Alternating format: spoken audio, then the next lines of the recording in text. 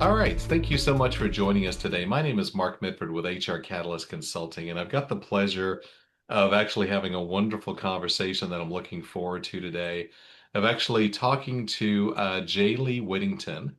And Jaylee is the Dean of the Satash and Yasmin Gupta School of Business at the University of Dallas. And I was going to say this too, Jaylee. I'm going to just say you're a visionary, you're a Okay. leadership coach, you're a Yes. storyteller, Yes. you're a boundary spanner, and Yes. you're always a teacher. So Yes. I love that introduction. That's on your LinkedIn profile for folks who want to get on to follow Jaylee on LinkedIn. But thank you so much for your time today. I'm looking forward to the Well, I conversation. appreciate the opportunity, Mark. Thank you so much for inviting me. That's great. So thanks so much. So we wanted to focus on today's topic is going to be around legacy leadership.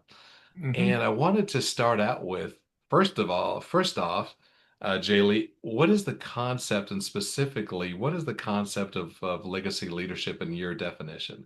Okay. Well, Mark, it really is a model of servant leadership. So there's a lot of things that I talk about in legacy leadership that will resonate with people that are familiar with servant leadership, because I think ultimately servant leadership is the way to go. But the idea of legacy, a friend of mine, actually is a pastor friend of mine. He shared a book a while back, and it was called Legacy Now.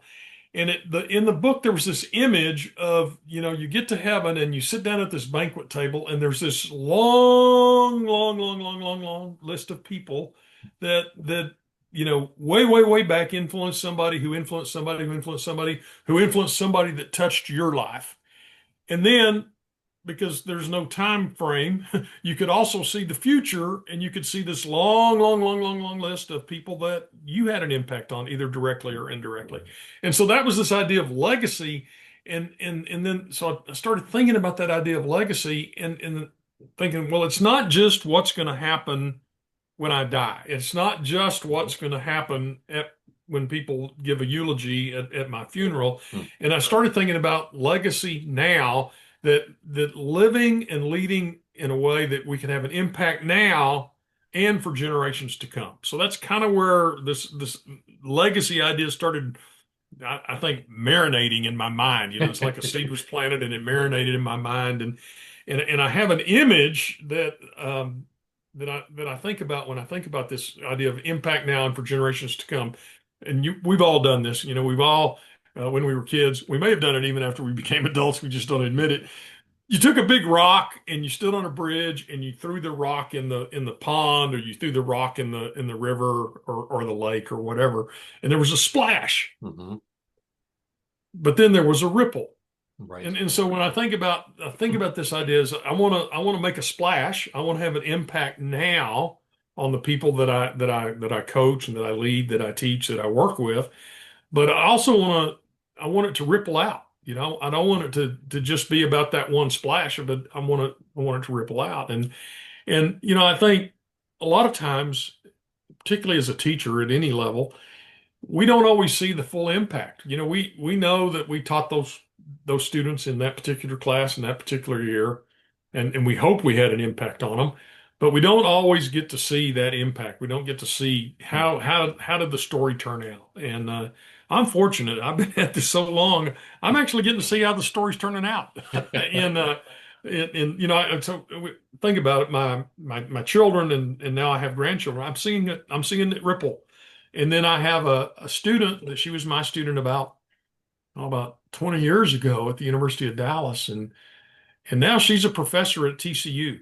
Hmm. And she invited me over last fall to be a guest lecturer in her class, and I got to see up close and personal the impact that she's having on her students. And so we don't always get to see the ripple, but in a couple of cases, I'm getting to see the ripple, and that's very rewarding. Wow, that is great.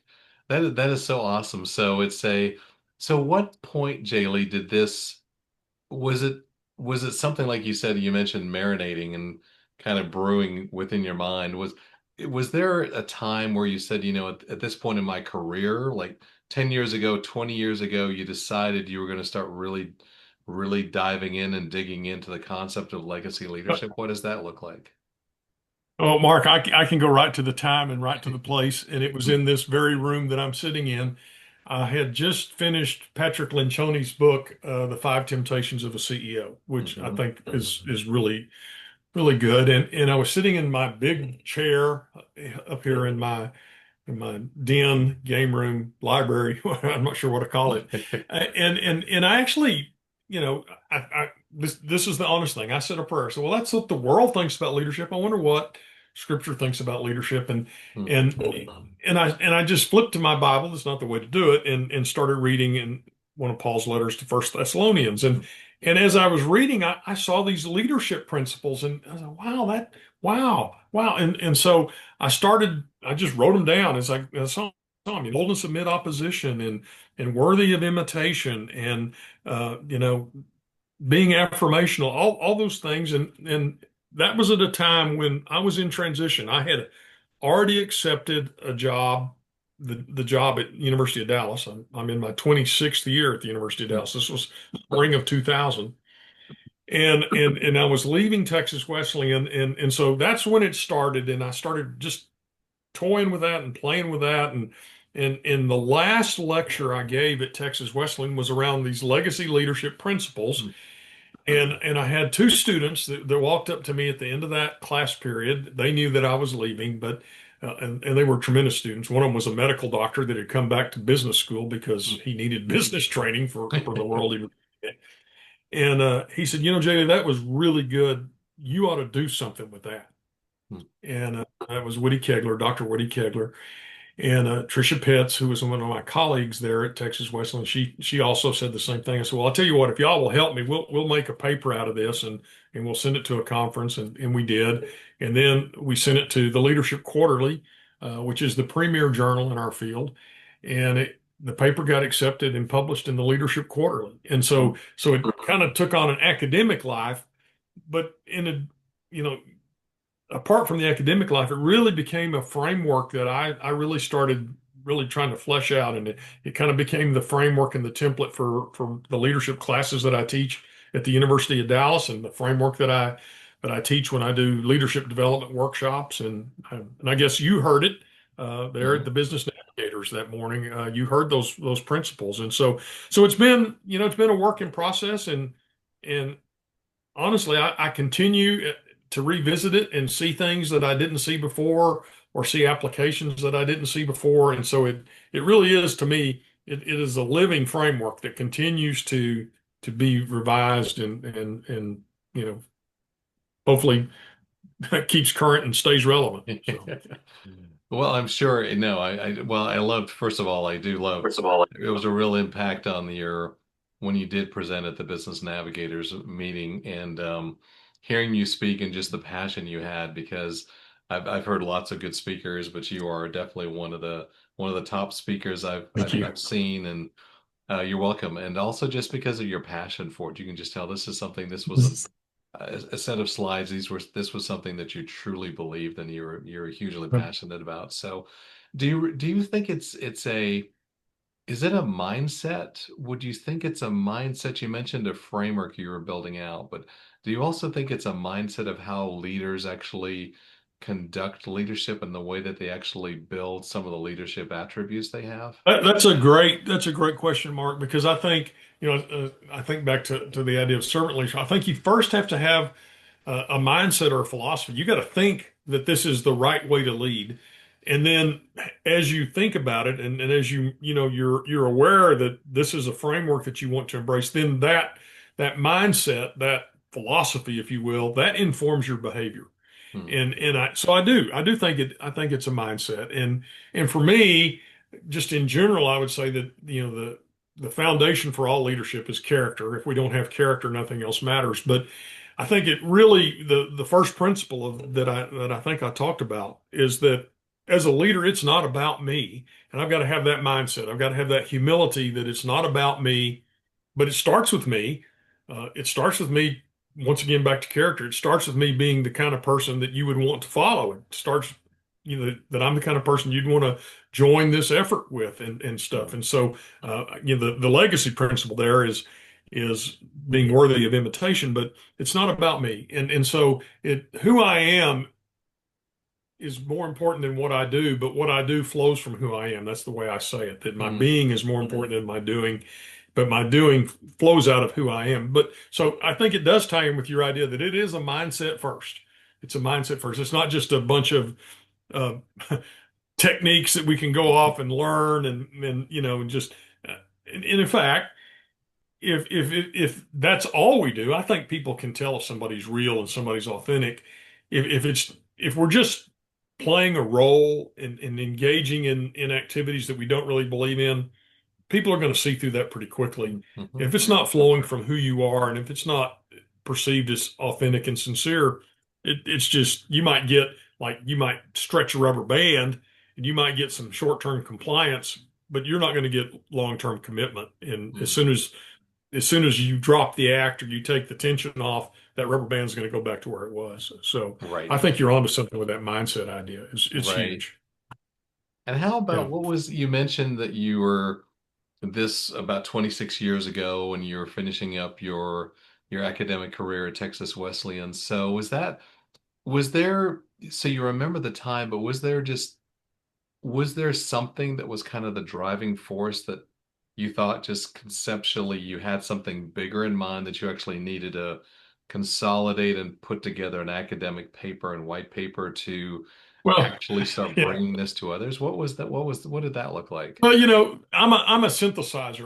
Mm. You read I'm a boundary spanner, and so I really like to take content from lots of different settings and pull it together. And so I have a leadership class where we read a novel, we read history, we read scripture, we read philosophers. I had a leadership class where we actually read Plato and Machiavelli, and read a novel and. Student said, "This is the most practical course I've ever taken." I said, "What do you mean?" He said, "Yeah, we're reading philosophy and we're reading novels." And he said, "Yeah, and we talk about something and this happened to be on a Sunday afternoon when I was teaching this class. We talk about something on every Sunday afternoon that I can put to work on Monday morning." And this is the guy that worked at Southwest Airlines. So I'm a big picture person. I read broadly. I read across disciplines. I try to challenge myself to read things, even things that I think I'm not going to agree with. I try to force myself to do it. But there was something about uh, you know pulling all these things together. Uh, so that lecture was a way for me to pull things together that I've been thinking about for a while. And then there's nothing like the pressure of a of a deadline. You remember when you were in school, there's nothing like the pressure of a paper being due that Absolutely. kind of pushes you to get focused. And so this call for papers went out, and we actually missed the deadline. But I sent a note to the editor and said, "Hey, we missed it. Can we?" He said, "Oh, I'm just now getting started. Go ahead and send it." And so, and we sent it, and he had some very constructive suggestions, and we ended up getting it, and it was the uh, in that this it was a special edition of the Leadership Quarterly, and then I ended up co-authoring with that guy on several things. So we not only did we get the paper published, but ended up developing a long professional friendship that continues to this day. So. Oh, that's Uh, great. That's yeah, great. but I think that there's nothing like having a presentation to make or an interview like with you to do to help crystallize and bring things to focus that you've been thinking about. All these ideas are running around, but oh wow, I've got these questions that Mark wants to ask. I've got this talk that somebody wants me to. So that's just kind of the way I've always worked is having something to pull me to it. So. Right. Oh, that's great. So from an organizational perspective, Jaylee, so you're obviously you're in the academic environment. So but when you think about when you try to roll this out into an organizational setting, is this something that the concept of legacy leadership can actually be taught to the leaders, maybe the executive team within an organization, then cascaded down? Or is it maybe one, the CEO who has to adopt and embrace legacy leadership to be able to get this to be possibly part of the culture? Or what Yeah. are your thoughts there? Well, ideally, Mark, and I've been doing consulting for over 40 years, and I've consulted across 12 different industries and over 90 different companies, and so a variety of things. But Um, in the ideal situation, it starts at the top and it cascades down the organization. But I don't always get invited in at the top. So I Mm, just work with whatever level I'm given. And so, I've done a lot of work with first line supervisors, a lot of guys that, we called it the buddy to boss transition. They mm, went home as a buddy on Friday and they came back as a boss on Monday. mm, And making that transition is a tough transition. I can teach these principles to those guys and it resonates with them and it gets and then I've done it where I actually coach the CEO, and then invariably the CEO invites me to work with his leadership team or her leadership team, and then we get it through there and then we bring it to the next level, we bring it to the next level. So I've done it all kinds of ways. Ideally, and this is ideal and does not always happen. Ideally, it starts at the top and it cascades down throughout the whole organization, and it becomes a framework, a way of thinking, and a way of leading that permeates the whole organization. That would be the best situation. And I've had, you know, been doing it for.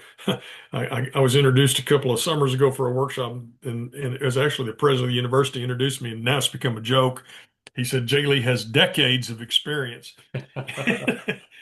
And nobody had ever said that, but it's true. I do have decades of experience, but so in doing it, I've had some really, really heartening, life-giving experiences where I really felt like, wow, we made a difference here. We made a difference in individuals' lives. We made a difference in the people that work here, and it really did impact the whole organization, and it really did help change the culture.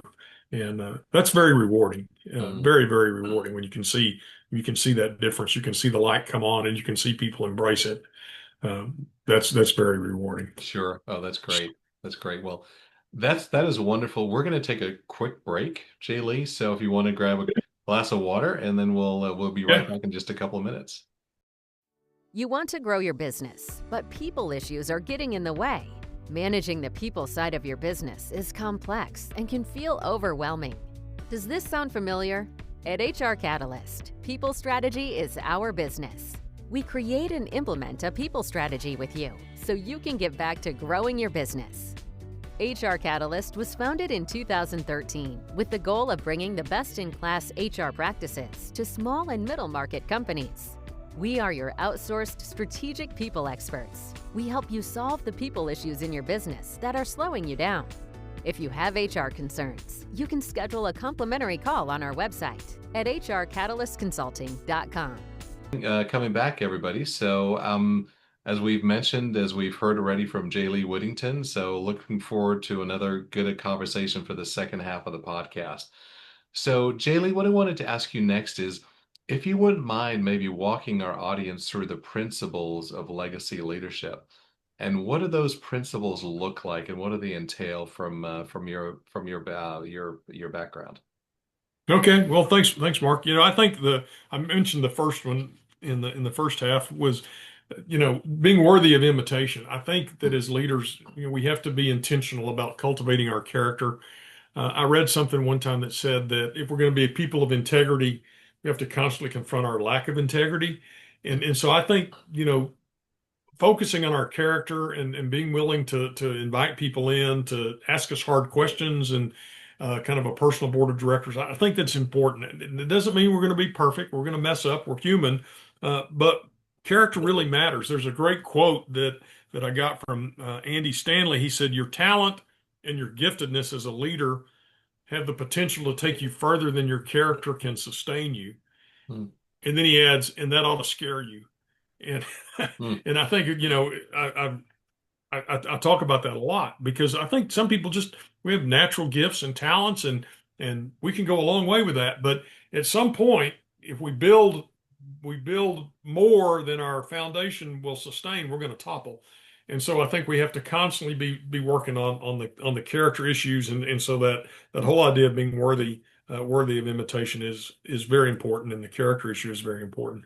But another principle I think is uh, tied to that, and is that as a leader, not only should I be somebody that's worth following, but I really need to be follower centric in my leadership. I really need to be a student of the people that I'm leading. I need to understand them. I need to understand how they're wired. I understand, what their strengths are, what their limitations are, and then I also need to be affirmational. I Mm, think it's important that we talk a lot about feedback, and I think too often people think feedback is just about correcting problems or straightening something out or fixing something, and that's part of it. We need to be constructive and corrective, but I think a dimension that is often left out is affirmation. When people are doing a good job, we ought to affirm them in doing a good job. We ought to, there's a well, the Five Love Languages book. They actually, every time I taught that, I said, I think there's a workplace application. Well, sure enough, the guys that wrote the Five Love Languages wrote a book called The Language of Appreciation.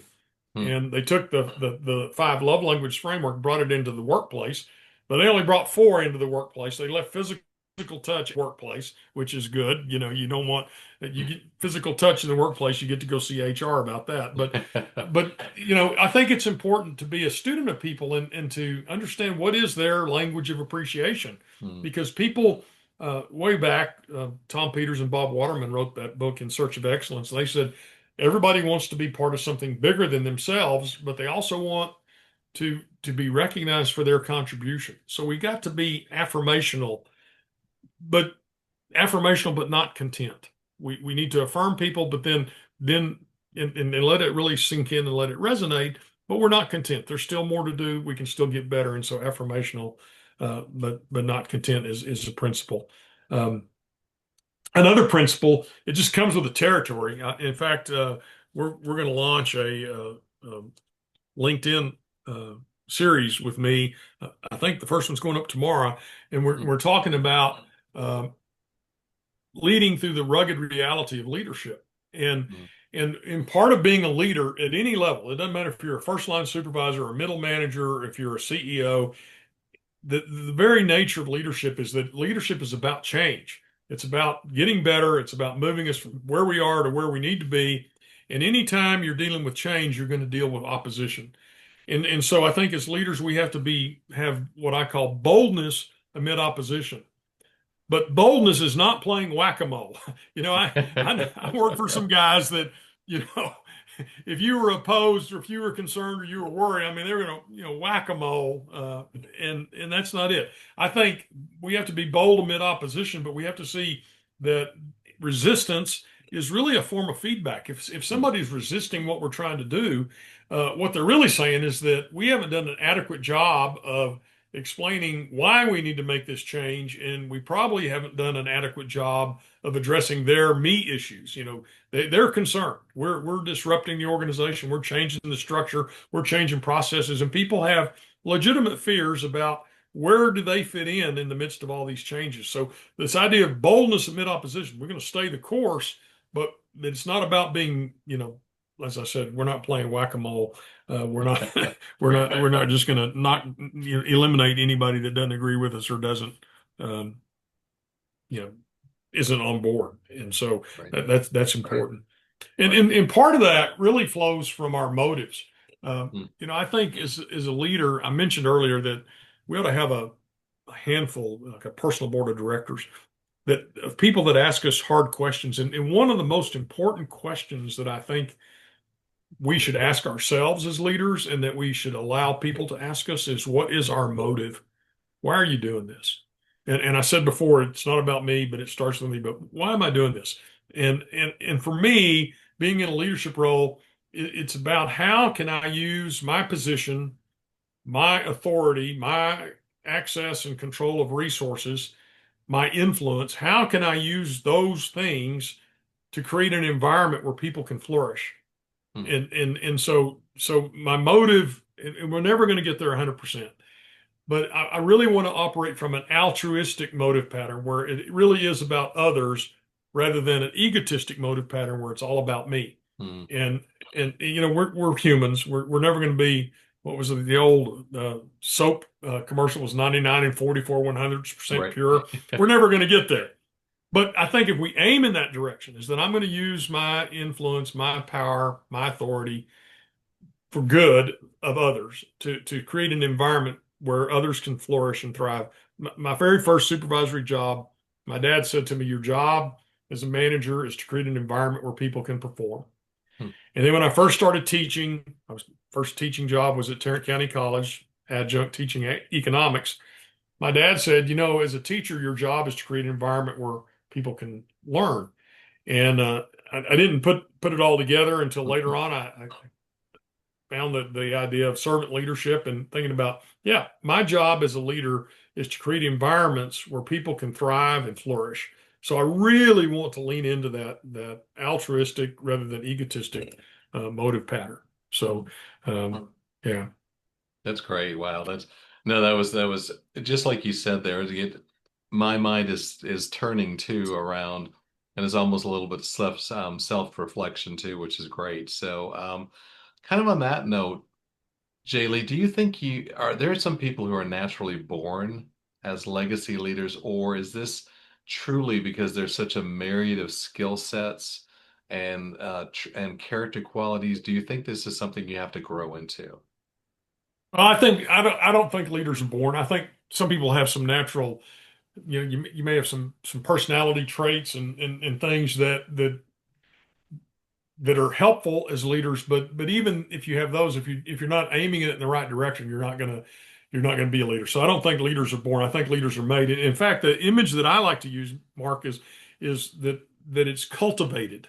And Mm, that's an agricultural metaphor. And mhm, if you've ever had a flower bed or had a garden or observed, farmers, and uh, they're very intentional, and it's a process. It's not an event, but you prepare the soil, you put nutrients in the soil, and you really get the soil ready, and then you plant the seeds in that soil that you've prepared, and then you continue to water even when you can't see any growth. You continue to mm, water, and then eventually, something starts to pop up and breaks the surface, and you continue to water it, nurture it, and as the plant grows, you water it and you nurture it, you fertilize it, and hopefully it continues to grow, and it gets to the point where it's mature, and a mature plant either produces fruit or it produces a flower that contains seed that allows it to reproduce. And so when I think about what I do as a professor and as a leadership coach and as a consultant, I'm wanting to take that image of cultivating. I mm, want to use that image, and you talked earlier about mindset. Well, that's an image that I have in my mind about what leadership is really about, and particularly about leadership coaching, leadership development, is cultivating. We've made a major pivot in our curriculum at the University of Dallas, and that image is actually part of the presentation I do about cultivating mm, virtuous leaders, and that agricultural metaphor is just really important. So that's a long response to your question. I think mm. we grow into it, but we don't grow into it without intentional effort. It takes, it doesn't just happen. It, Right. it takes intentional efforts. It's like, I see people that I think are worthy of imitation. I read something that I find inspirational, and I say, I want to be like that. And so, it's not like just snap your fingers and all of a sudden you're there. And even having pursued it, there's a title of a book called The Long Obedience in the Same Direction. Even having pursued this for a long time, I haven't arrived. And I Mm, think that as leaders, we never arrive. I mean, mm. we have to maintain that humility, that and a teachable spirit, that there's still more to learn. There's still more where there's still gaps in that I need to work on. So Right, right. yeah. Do you think on that note, Jaylee, do you find that can somebody who is a maybe they're in their first supervisory position, I don't know, I'm just going to throw out a number here. Let's say they're 32 years old, first supervisory Right. position. Can they can they acquire and develop those traits at that early age in their and for early age period, and also early in their leadership career? Can they actually acquire a lot of those traits to become a Absolutely, legacy Mark. I leader? think they can. I think they can, but there's two things. I already mentioned one of them. One of them is that being intentional about it. Mm, But the other one, and this is huge, uh, is do they have a teachable spirit? mm, And I have the privilege of coaching some young leaders. There's one that I've been working with her now for 8 or 9 years, And I started working with her in her very first leadership position. Mm, And just this month, she now became the chief operating officer of a really large organization. mm, And she is thriving and she is flourishing. But she has a teachable spirit. And when mm, people call me and they want me to do executive coaching, um, or even if a kid reaches out to me and is looking for more of just an informal mentoring, the question I'm always going to ask, and I don't wait very long to ask it, is do they have a teachable spirit? mm, Do they have a teachable spirit? And if they don't have a teachable spirit, I don't want to work with them. And it's not because it's not about me. It's just I just know if you don't have a teachable spirit, this isn't going to go well. You're going to resent the fact that you have a coach. I'm going to feel frustrated because I'm not making a difference. mm. And then, particularly in a coaching situation, and I'm sending them an invoice for my work, and they're paying the invoice, but they're not seeing any change. So so I think you have to be intentional, and I think you have to have a teachable spirit Mm, that you're willing to lean into it. And in my teaching and coaching, I actually practice. I try to practice radical candor, mm, which is a great book. mhm. Kim Right. Scott's book, Yep. Radical Candor, is a great book, and it's that you really care personally, and you challenge directly. And as parents, we understand that we don't call it radical candor; we call it tough love. I love you too much to let you go down this path, and so, in fact, I was having a conversation with. There's a couple of people that I coach that work for the same organization, Mm, and they exchange notes about their discussions with me. And one of them said, "Man, Jay Lee said some really tough stuff." And the one that I've been coaching the longest, she told him, he said, "Well, he's gonna say tough stuff, but you gotta hang in there because sometimes when he says it, you weren't ready to hear it, but if you lean into what he said, it's going to pay off." mm, So I think, but once again, she is intentional, and she definitely has a teachable spirit, and she is just having a huge impact on her organization, and in the people talk about this. This is a strange thing, Mark, but people talk about what a blessing it is to work for her. mm, There's another leader that I encountered in Missouri, and he's in an environment where every employee in his organization works for one of two unions. mm. And he's one of the most effective leaders I've ever seen. He just leads anyway, where a lot of people would use that as an excuse. He just Right. leads anyway. And the people in that organization talk about what a blessing it is to have him as their CEO. Mm. So, I just think, yes, we can make a huge difference, but we got to be intentional about it, and we have to have that teachable spirit. So, Right. Oh, that's yeah. great. Um, Now, do you have to be in a leadership role, Jaylee, to actually be a legacy leader, or can you be in an individual contributor role? Well, I think absolutely. I'm so glad you asked that because my definition of leadership is that leadership is intentional influence that takes place in the context of a relationship. Mm, And that really has absolutely nothing to do with a formal title or a position. And in fact, there are a lot of people that have formal titles and positions that are not leaders, much less legacy leaders. They mm, may be power wielders, but they're not leaders. And so I think that all of us are in leadership positions more than we realize. That there are times when my students are leading me. My students are giving me feedback. My students are asking me questions. My students are challenging me, and in that moment, they're leading me. The people that quote unquote report to me on the org chart, they lead me all the time, and so and I think leading across boundaries. We talked about me being a boundaries man across the boundaries of the organization, where I have no formal authority. I can't. There's no formal authority that I can lean on. Uh, so you have to be able to lead independent of your title and your position. And just because you have a title and position doesn't mean you're a leader. That's actually another one of the legacy principles, is that legacy leaders actually have influence without asserting their authority. mm, Um, in fact, I think it's a pretty weak place. If I have to rely on my formal authority to get you to do something, once again, I might stretch the rubber band and get some short-term mm, compliance, but I'm not going to get long-term commitment leaning on that. And it's not like people don't know that I have the title and the rank or the position, but Oh, I really don't want to lean on that. I don't want that to be the reason why somebody's doing something that Mm, I feel like we need to do. So, right. yeah, And yeah. that's not going to be probably it's not going to be sustainable long term.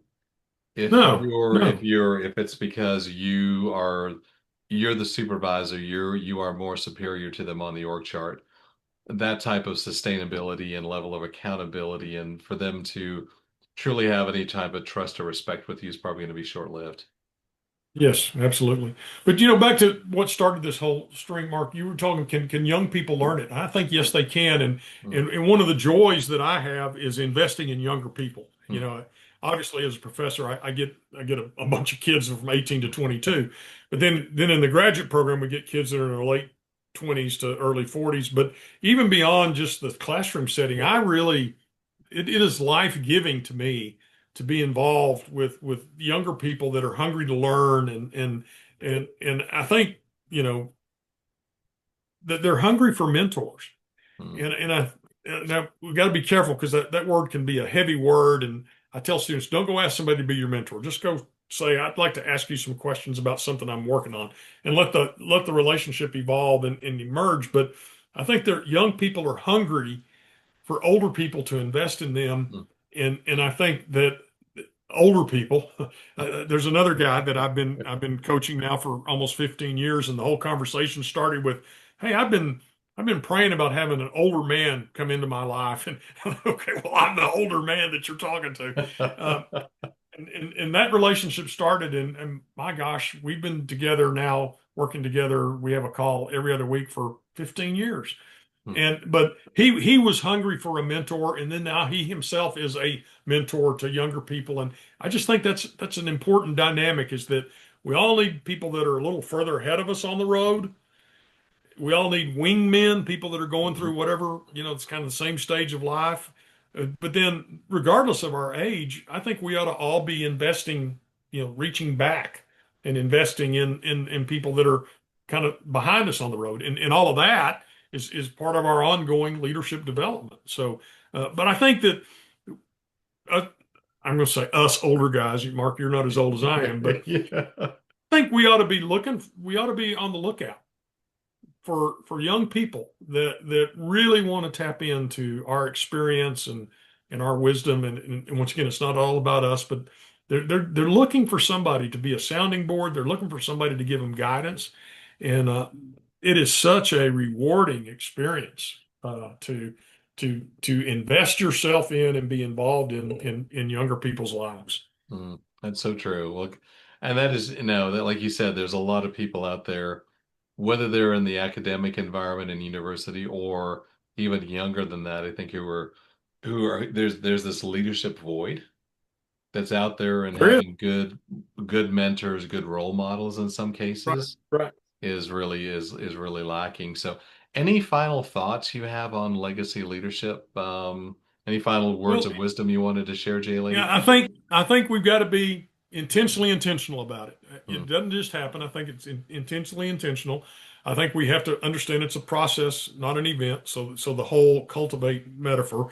And then here's something that I think is very important, Mark, is that the real measure of what we do as leaders, and by the way, the most important leaders are parents, hmm, and the second most important set of leaders in our society are teachers, and then those of us that have formal titles and positions in organizations. But the real measure of our effectiveness as a leader is change lives. Our people changed because they spent time with me, or they changed because I was part of their life, changed for the better. And that's the real measure. And I think too often, particularly in the corporate environment, we get caught up on external metrics, return on investment, quarterly. I worked at a company and I called it the tyranny of the quarterly. And we're hmm, so concerned about those metrics, and we lost sight of the human side of the business. And so for me, I want to stay focused on that. The real measure of my effectiveness as a leader, as a husband, as a father, as a grandfather, as a coach, as a teacher. The real measure is change lives. That's hmm. that's the bottom line. Yeah, that's huge. That's huge. Well, Yeah. thank you so much for your time. Or I was going to ask you Sure, a Mark. couple more questions to finish up because I Okay. know I know you're going to have a couple of great. I'm sure you're going to have some great insights here. But um, so favorite books. If there were your top three books, What would your top three books be that you'd recommend to the I audience? mentioned one earlier, Radical Candor. Uh-huh. Uh, and in fact, a friend of mine at Texas Wesleyan just sent me a text last week and said his son-in-law is in a leadership position. What would you recommend? I said, well, Radical Candor. Mhm. Uh, um, Henry Cloud's Boundaries for Leaders is huge. We get, as leaders, we get what we expect and we get what we allow. And then the classic book by John Cotter called Leading Change. Mm. Those three, I think, are at the top of the list. And I mentioned that book on asking better questions that I Mhm. read at the end of last year. Another, and I'm gonna have a post on LinkedIn here in a week or so about the Mhm. best leadership books that I read last year. Another one is a book called 10 to 25. Mhm. David Yeager, he's a social psychologist at the University of Texas. And 10 to 25 is an age range, 10 to Mhm. 25. And he talks about how we need to change our thinking about people that are that age. Mhm. And it's very similar to Radical Candor. He talks about wise feedback. And he talks about we have really high expectations. We have high standards for performance and what we expect. But we're going to move in alongside you and we're going to create a supportive environment to help you get there. We're going to help Mhm. you reach our high expectations and high standards. So it's an and it's kind of like Radical Candor. It's care personally and challenge directly. Well, Mhm. in his wise feedback, it's I have really high standards, but I'm going to move in alongside you and help you reach my standards. A lot of people have high standards and just leave you to the wolves. And a lot Mhm. of people have a real caring and supportive environment, but they don't really hold you to high expectations. So I heard him, and it's just so easy to listen to, and it's so practical. And if you found him on YouTube, you would Mhm. see, and it's in his book. Everything he says is applicable to us as parents. It's applicable to us as teachers, and it's Mhm. applicable to us as leaders. And so it's that idea of wise feedback in that book, 10 to 25. So there's a short list. If y'all get through those readings, then send me a note and I'll give you some more because No, that's great. Thank you. So, how about do you listen to podcasts? And if so, do you do what a are your lot of favorite podcasts? podcasts, but one that I think this guy probably has more practical leadership wisdom and insight than anybody out there right now is a guy named Craig Rochelle, Okay. and he also leads the Leadership Summit. And he's just a phenomenal leader. He's a tremendous communicator, and so. But I don't spend a lot of time listening to podcasts, but uh, anytime I hear Craig, he's got really good insights on the leadership stuff. Yeah. And the last question for you is, so what feedback or advice would you give your 16-year-old self? Uh, my 16-year-old self, thinking about 16 years old. Um, I think I would give myself the advice to do the hard thing. Hmm. I think too often I didn't want to do the hard thing. I didn't want to, for instance, growing up in Texas, I should speak Spanish. And I didn't want to do the hard thing of taking Spanish 2 and doing the work. And so I think if I could have had the discipline to do the hard thing back then, it would have paid off. But back then, I think I was maybe too um, wanted to stay in my comfort zone too much, and Hmm. wanted to have fun rather than pay the price for a future benefit in return. So that's what I would say. And I've got grandkids. Well, I've got two grandkids in their early 20s and two that are 14 and 15, Hmm.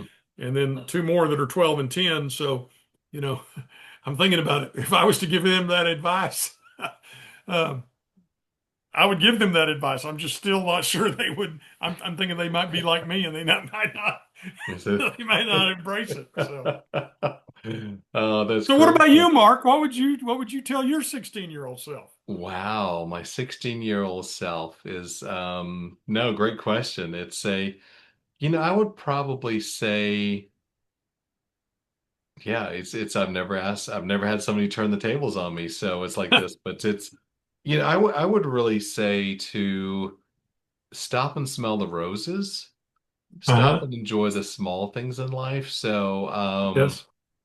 You didn't hear we took a short break there, as you know, but then I grew up in Canada and I Uh-huh. grew up in a beautiful place. And so even the fall colors were phenomenal. So even the fall colors were great. And I don't think I even, Yeah. but of course, as a 16-year-old, Yeah, you don't think you just about the don't. beauty of No. the reds, yellows, gold, rust colors when you're a Yeah. kid at 16. I was like, who cares? And so now, Yeah. if you live in Texas like we do, Right. you have to fly somewhere to go see the beautiful fall Yeah, colors. yeah, So yeah. It I only kind of, lasts 2 or 3 days yeah, before and it's I all had that gone. in my backyard kind of a thing. So I think that would be the Yeah. big thing is stop and enjoy the Yeah. moment. I think we all get so Uh-huh. busy and wrapped up. But Yeah. yeah, so where can people, so Jay Lee, this has been a great, thank you again for your time and your Sure, sure, wisdom that you Mark. shared. Appreciate So the how can, opportunity. you're welcome. How can people find you? What's the best way to find you? Well, Um, I'm on LinkedIn, so you can go okay. out and find me on LinkedIn, and then from LinkedIn you can connect with me. I'm at the University of Dallas, and so you can find me on the University of Dallas webpage. Um, so I think that's probably the best way to Okay. connect with me, and I would welcome anybody that's interested in these things. I'd love to talk. I love to talk about it. I mean, you said it earlier. I could talk all afternoon, all evening on this. So. We Well, did I have love some time constraints. So no, yeah, I love your passion and what you do. I love the passion you have, period. And I'd imagine you're a great grandfather, so it's or whatever all your grandkids call you, but I'm yeah, sure yeah. Oh, they they're call me very Pops. Yeah, so they I'm well, Pops and Laura is Lolly, and that is what a blessing that is. We love being Pops and Lolly. So, yeah, well but that's all their awesome. friends call us Pops and Lolly too. I mean, so it's like the whole world now knows us as Pops and Lolly. So Well, there you go. that's That's great. okay. That's Well, thank great. you Yeah. again so much for your time and Okay. have a blessed rest of the day and we'll talk again soon. Okay. Thank you, Mark. Okay, Bye bye-bye. bye.